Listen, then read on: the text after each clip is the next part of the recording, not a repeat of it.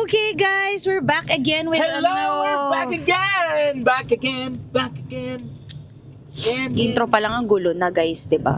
So anyway, we're back again with another vlog. And this time, we're going to get our passport at the VFS circuit kasi nag-apply kami ng Schengen visa. So Schengen visa is needed to be able to visit European countries under the Schengen. So, meron kasing dalawang klase yan eh. Meron ding United Kingdom visa, UK visa, dun ka lang makakapag... magkahiwalay siya. Kasi naalala ko, 2016, we went to Europe, Belgium, London, and France. Dalawang visa ang kinuha namin nun, UK at saka Schengen as well. So, this is going to be my second time applying for a Schengen visa. So, I remember, 2016, may pitang Schengen visa, hindi lahat talaga na grant. So, I hope this time, mag-grant kami. So today is February 26. It's around 2 p.m. Papunta kami sa VFS Circuit Makati. We applied last Monday lang, Feb 23. Imagine, 2 days lang halos. Nag-ano na. kasi holiday kahapon. Oo, holiday kahapon. Tapos, ngayon, meron na kaming email na tanggap. Tapos, pwede na namin i-pick up daw today sa VFS Circuit. So, we're very excited. And sana, And scared at the same time. visa granted kami. Pinagdasal naman namin. If hindi talaga, and then, hindi will ni Lord na makapunta tayo ng Europe this year. So, ito na yung, lugar. This is along Ayala Mall Circuit. So, merong corporate center dito. Tapos, doon yung VFS. So, yun yung pinag-applyan namin. So, we applied via the Switzerland Embassy. Kasi, pupunta rin naman kami ng Switzerland. So, nagtanong-tanong din ako at nanood-nood din ako ng mga vlogs nila JM, nila Ivan, nila Marvin na sabi nila na okay daw sa Swiss Embassy kasi mas mabilis yung pag-pick up ng passport. Mas mabilis yung processing. So, true enough, meron na kaming resulta today. Ito yung corporate center ng VFS. Ayan. Makikita nyo medyo marami-raming tao. Nakapila sa labas. Sa Circuit Corporate Center 2, dyan tayo pupunta. Magpa-park muna tayo ngayon. Dito natin malalaman ngayon, sabay-sabay natin malalaman kung visa granted ba tayo or visa denied. Tingnan natin. Ako, malakas ang feeling ko na visa granted kasi nakapunta na tayo before, nakapag-US din tayo, meron tayong US visa, currently may Japan visa, may Korean visa tayo. Tapos, 2 years ago, we had Australian visa as well. So, feeling naman natin malakas yung natin.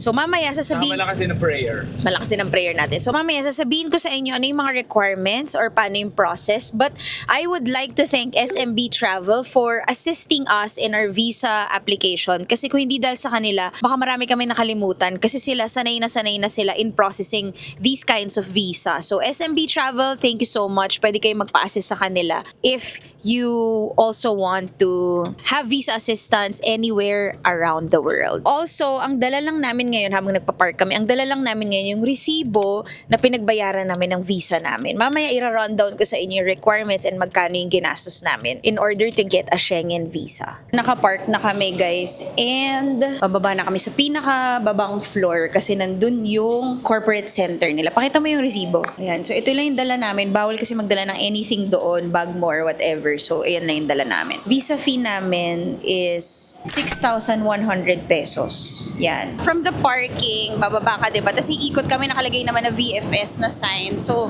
pupunta kami dyan sa kanan. Nandyan yung corporate center. May nakilala pa tayong viewer sa elevator. Si Miss Nice. Siya yung nag-approach. Nakakatuwa naman. So, sabi niya, vinote daw niya ako for the Disneyland Paris. Kaya nga nilalaban ko rin yung Disneyland Paris kasi nga, nandun na tayo sa Euro pagka napili tayo. So, mamaya ko nakakwento. Dito na tayo. So, akit lang kami dyan. Yan, yung Corporate Center 2 dyan. Lol, dito na tayo sa elevator. Pupunta tayo 6th floor. Paano pag, isa sa atin hindi visa granted? Bahala na si Lord. Yan na.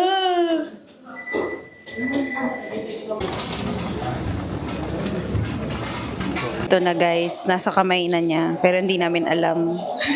Sa kotse na namin bubuksan. Oh my God! I have a good feeling, pero nakakakaba pa rin talaga siya. Wala pang 2 minutes, nasa amin na yung passport. So, binigay lang namin yung resibo, tapos binigay na sa amin yung passports namin. Sa kotse na namin bubuksan. Ayan. Ayan na si Mar. Ito siya. Ay, here we go! Oh my God! Pag di tayo nag-run kasalanan. Sandali, wag mo nga titingnan. Sabay tayo. Ayaw mabuksan yun sa akin.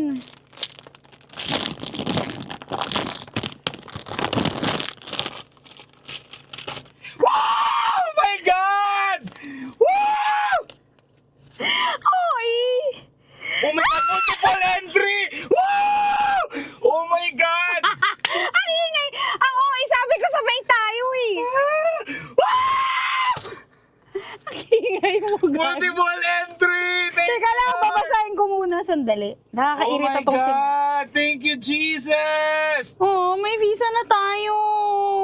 Ang bilis. Multiple entry, tapos duration of stay 48 days. Oh my God. Valid until May 10. Kasi tingnan mo from 3/9/26. So sa 9 pa talaga tayo, March 9. Tapos until May 10. Yun lang ang sa atin. Hindi siya multiple like Pero ilang beses pwede kang pumasok? Oo, pero May duration lang. may duration siya. So, pag mag-Europe ulit this year, kukuha ka Apply ulit, ulit, apply yes. ulit. So, yun. Yun ang ibig sabihin ng multiple nila. Okay, yay! Thank you, Lord! Thank you, Lord! Thank you, Jesus. Tada! Yan. Thank you so much. Ayan. So, discuss natin later kung ano yung mga requirements. Ayun na nga po at sobrang saya natin na nakakuha tayo ng Schengen Visa, multiple entry for 48 days. Important dun yung makita mo yung validity from what date until what date ka lang pwede magstay sa Schengen countries na yun. So, now, gusto ko i-share sa inyo ano yung process at the same time, ano yung mga requirements na binigay namin based sa pag-assist ng SMB Travel sa atin. So we're very, very grateful to SMB Travel for assisting us in our visa application. It went really well and sobrang smooth at napakadali nilang kausap, napakabilis kausap, mabilis din mag-reply. So shout out to Miss Anne, thank you so much. And JM who went to our visa application day. So talagang nag-double check muna siya bago kami pumasok dun sa visa center. So yan, salamat sa inyo. So una, nasa Viber kami, ng asawa ko, ako, si Miss Anne, and then may sinend sila sa amin na Schengen Visa Questionnaire. So sasagutan mo siya, ito siya. Papakita ko na lang din dito, yan, Schengen Visa Questionnaire, and then sasagutan mo dun yung passport and personal information mo, travel information, kung saan ka pupunta sa Schengen countries, ano yung exact arrival date mo, at saka exact departure date, tapos kung nag-avail ka ba ng tour, kung sinong kasama mo, tapos if you're invited by other people, like for example, may invitation ka going to Switzerland or other countries, sino yung nag-invite sa inyo, employment information, pag employed ka, lalagay mo yung employer mo, pag student ka, lalagay mo information, funding details, lalagay mo dito who will pay for your trip, how much is the applicant's monthly income, available money in your bank account, importante yon. If supported by another person, please provide the relationship to the applicant. And then, kailangan yung average daily balance of bank account in the past 6 months. Important yan. Lalagay mo rin din yung previous travel history mo. Kaya kailangan, pag magta-travel kayo at may plano kayo talagang mag-Schengen, ang suggestion ko, isulat nyo sa notes nyo yung mga travels na ginawa nyo ever since within the past 10 years. Usually, ganun yun. Or within 5 to 10 years. Ako nilalagay ko na 10 years para at least, di ba, meron tayong proof na well-traveled tayo or na mahilig talaga tayo mag-travel. So, lalagay mo doon yung countries visited and then yung date visited para hindi ka na malito. Kaya ako, madali sa akin kumuha ng ganun kasi mahilig ako mag-post sa Facebook. So, nilalagay ko doon yung travel dates tapos yung album per country. So, kaya madali sa akin. So, after you have fulfilled your Schengen visa form, di ba isasubmit mo na sa kanila? Computerized is better. Isasubmit mo na sa SMB Travel and then babayaran mo sila ng visa assistance fee nila and then bibigyan ka nila ng mga accounts. Like, for this one, this is 4,999 per person kapag Swiss Embassy. Yun yung visa assistance nila. And then after that, magsisend ka sa kanila ng passport bio page mo. Ipiprint nila yon. Tapos, bibigyan ka na nila ng list ng kailangan mong i-submit at i-print. Tapos, bibigyan ka nila ng date. Sila magbo-book for you ng VFS appointment date. So, ang maganda nga sa kanila, ang bilis sila nakabook for us kasi nung una, dapat ang application namin parang 18. Yun yung time na ooperahan pa lang yata ko. Nung time na yun, kasi nagbago yung operation date ko eh. So, nagpa-resched kami to 23. Buti na lang meron pang slot.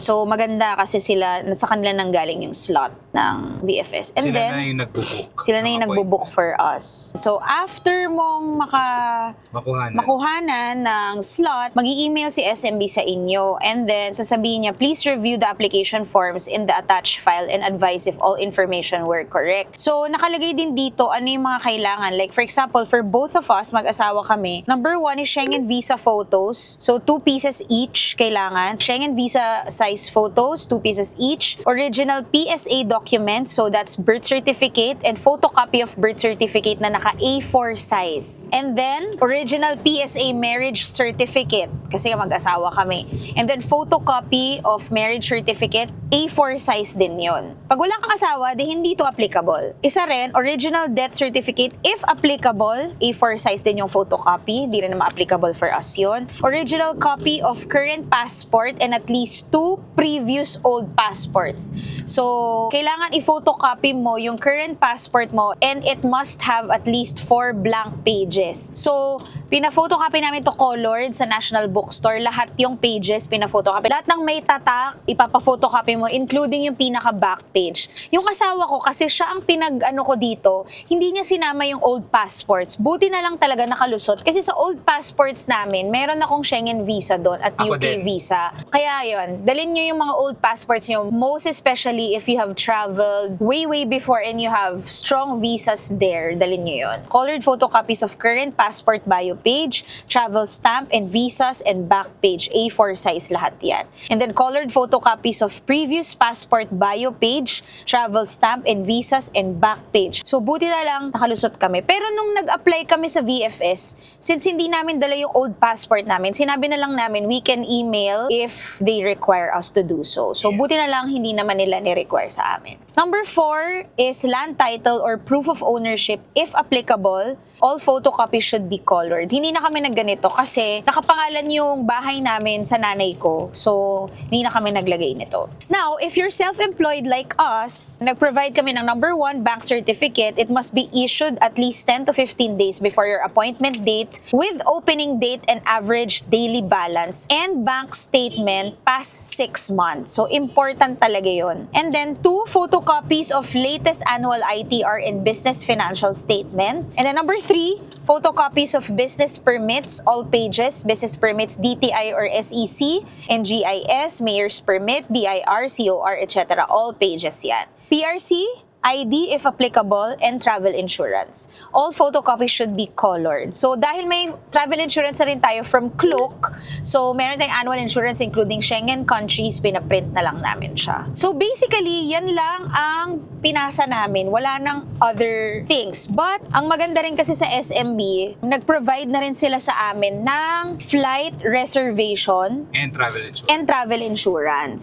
Kasi kailangan yung travel insurance, I think meron siyang specific price like 25,000 and above kasi nga Schengen yung i-visit mo. So, they can provide that for you. So, ito rin yung additional other supporting documents if invited to a Schengen country. So, kami, since magtatagal kami sa Europe, hindi kami 2 weeks or 3 weeks sa Europe. We're gonna stay there for more than a month. So, if more than a month, you have to have an invitation from someone in the Schengen country. Like, for example, since magsi-Switzerland kami, meron kaming kinakapatid doon, yung ninang at ninong namin sa kasal. Pinagawa namin sila ng invitation for us so we can stay longer with them. So, number 1, invitation letter or guarantee letter from a European citizen. 2, land titles or any proof of ties in Europe. And then 3, formal obligation. Yun yung kailangan i-submit. So, for us, ang sinubmit lang ata ni ay Yung passport niya. passport niya Kasi at saka...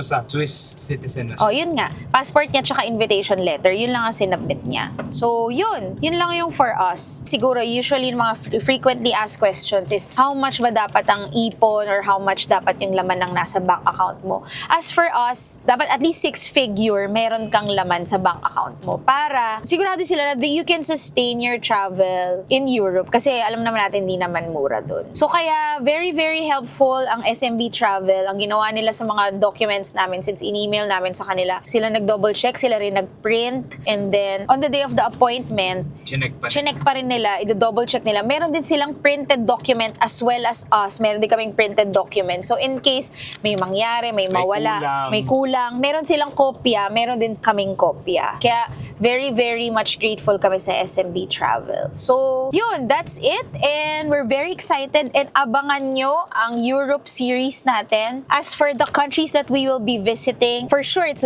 going to be Italy, Spain, and Switzerland. At Vatican City, ang goal namin is to spend Holy Week in the Vatican para we can all pray for all your intentions. Parang yun na rin yung magiging panata namin dahil binigyan tayo ni Lord ng malaking blessing na makapunta doon.